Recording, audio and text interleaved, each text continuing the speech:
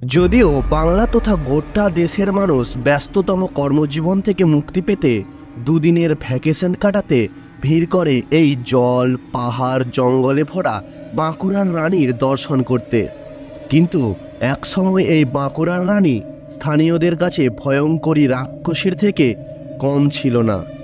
বেশ কয়েকটা আস্ত গ্রাম গিলে খেয়েছে এই বঙ্গসুন্দরী। হাজার হাজার মানুষ তাদের পৈতৃক ভিটে দালান বাড়ি ছেড়ে গ্রাম ছাড়া হয়েছে রাতারাতি। নমস্কার বন্ধুরা, আমি সুমন গায়েন আর আপনারা দেখছেন মুকুটমণিপুরের ইতিহাস। গত কয়েকদিন আগেই আমার এই চ্যানেলটি 1000 সাবস্ক্রাইবার কমপ্লিট করেছে, তার জন্য আপনাদের জানাই অসংখ্য ধন্যবাদ।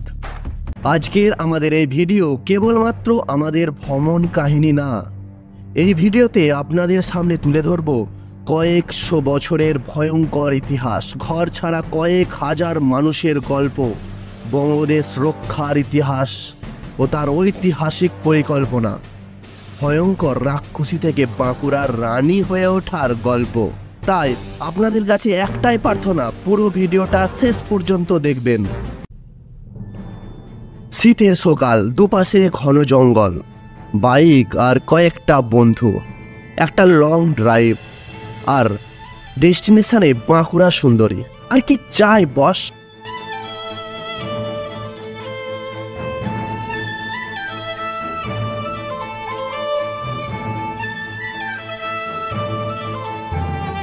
তবে আজকের এই জার্নিতে একটা খুবই গুরুত্বপূর্ণ তথ্য আমি আবিষ্কার করেছি, আর সেটা আপনাদের সাথে শেয়ার করতে চাই।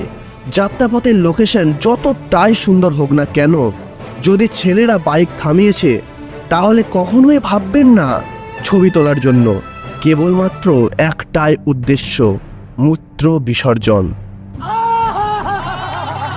দুপাশেই ঘন জঙ্গল, মাঝে নির্জন রাস্তা, বাইকের কাঁটা 100 ছুঁই ছুঁই। বিপদ একটাই, মাঝে মাঝে হাতি পারাপারের সচেতনতা।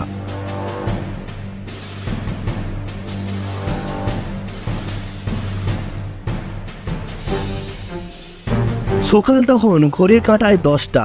আমরা পৌঁছালাম মুকুটমণিপুর।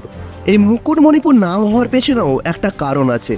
ভারতের দ্বিতীয় বৃহত্তম মাটির বাঁধ, এটির দৈর্ঘ্য 11 কিলোমিটার। বাঁধটি মুকুটের মতো টিলা দ্বারা বেষ্টিত বলে এটির নাম মুকুটমণিপুর। আবার অনেকের মতে অম্বিকা নগরের রাজা গোপীনাথ ধবলদেবের স্ত্রী রানী মুকুটমণির নামে এই নাম। এই সুবিশাল জলরাশির দিকে তাকিয়ে অবাক হয়ে কিছুক্ষণ দাঁড়িয়ে রইলাম। চিন্তা করতে লাগলাম, এই 11 কিলোমিটার দৈর্ঘ্য 38 মিটার উচ্চ সুবিশাল হ্রদ তার বুকে লুকিয়ে রেখেছে বড্ডি, পরেশনাথ, ঝাড়িয়া, কাটাকুমারী, সারেঙ্গর, আরও কত গ্রাম।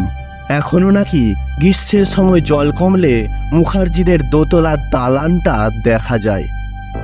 কোথায় গেল এত মানুষ? কেনই বা প্রয়োজন ছিল এই ড্যামের? মুকুটমণিপুর এখন বাঁকুড়ার সব থেকে বড় পর্যটন কেন্দ্র। মানুষের ভিড় এখানকার অলংকার।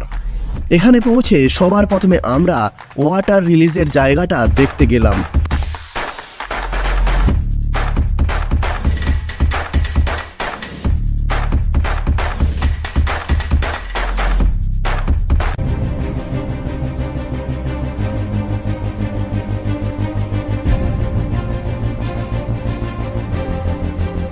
এখানে এসে দেখি একটা ছোট বাচ্চাদের পার্ক আছে।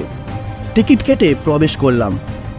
পার্ক থেকে নিচে নামা যায়, তবে নামতে গিয়ে দেখি সিগারেটের প্যাকেটের সতর্কতার মতো একটা ছোট্ট পিলারে ছোট ছোট করে লেখা আছে, নিজের দায়িত্বে নামুন। রাস্তাটি প্রচণ্ডই ভয়ঙ্কর। নামার এইরূপ পারমিশন দেওয়ার জন্য অকর্মণ্য কর্তৃপক্ষকে অসংখ্য ধন্যবাদ।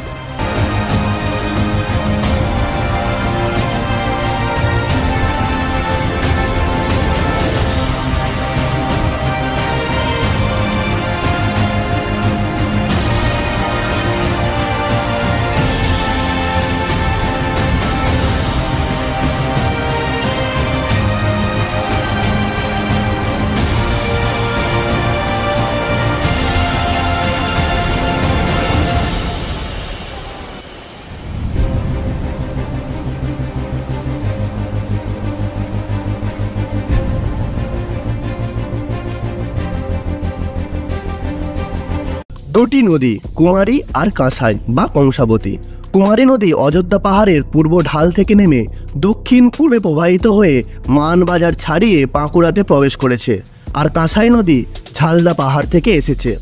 এই দুই নদীর সংযোগস্থলে তৈরি হয়েছে এই সুবিশাল জলাধার।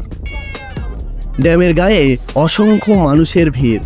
গিয়ে দেখলাম এখানকার যাত্রীবাহী নৌকাগুলি মাত্র 50 টাকার বিনিময়ে ড্যামের নীল জলরাশির বুক চিরে অপরূপ সৌন্দর্যের স্বাদের সাথে পরিচয় করাবে। তবে এই নৌকাগুলির নাম অত্যন্ত দৃষ্টি আকর্ষণীয় ছিল, যেমন প্রহজি, বোম ফোলে। একটা লাইফ জ্যাকেট আটকে বেরিয়ে পড়লাম নৌকা ভ্রমণে।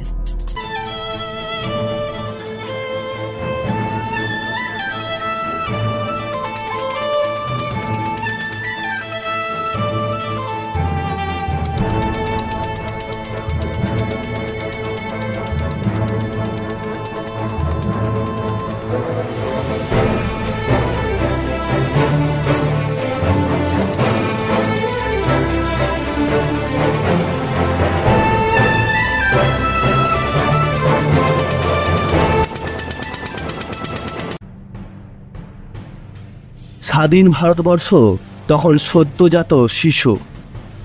বাংলার মুখ্যমন্ত্রী তখন বাংলার রূপকার ডক্টর বিধানচন্দ্র রয়। বাঁকুড়া, পুরুলিয়া, মেদিনীপুর, হুগলি এই সমস্ত জেলাগুলো সেই সময় বাংলার সব থেকে খরাপ্রবণ অঞ্চল ছিল।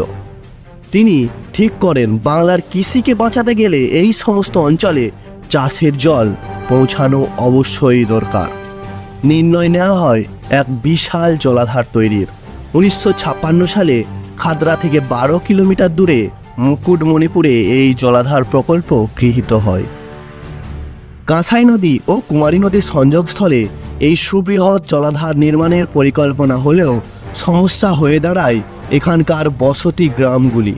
সরকার থেকে গ্রামগুলি খালি করতে বলা হলে গ্রামের সাধারণ মানুষ বুকে পাথর চেপে ভিটে বাড়ি ছেড়ে আশ্রয় নেয় নির্ধারিত অন্য অঞ্চলে। ভিটে ছাড়া হয় কয়েকশো পরিবার। অর্থাৎ আমরা এখন যেই নীল জলাধারের উপরে নৌকায় চেপে উল্লাসে ভ্রমণে মত্ত, তার নিচে আছে কোনো অসহায় গ্রামবাসীর ভিটে বাড়ি। এখানকার বিখ্যাত পরেশনাথ শিবলিঙ্গ এখান থেকেই উদ্ধার করা হয়। ঐতিহাসিক বিনয় ঘোষের মতে 800 থেকে 900 বছর পূর্বে কংসাবতীর দুপাশে ছিল জৈন ধর্ম অবলম্বীদের বসবাস।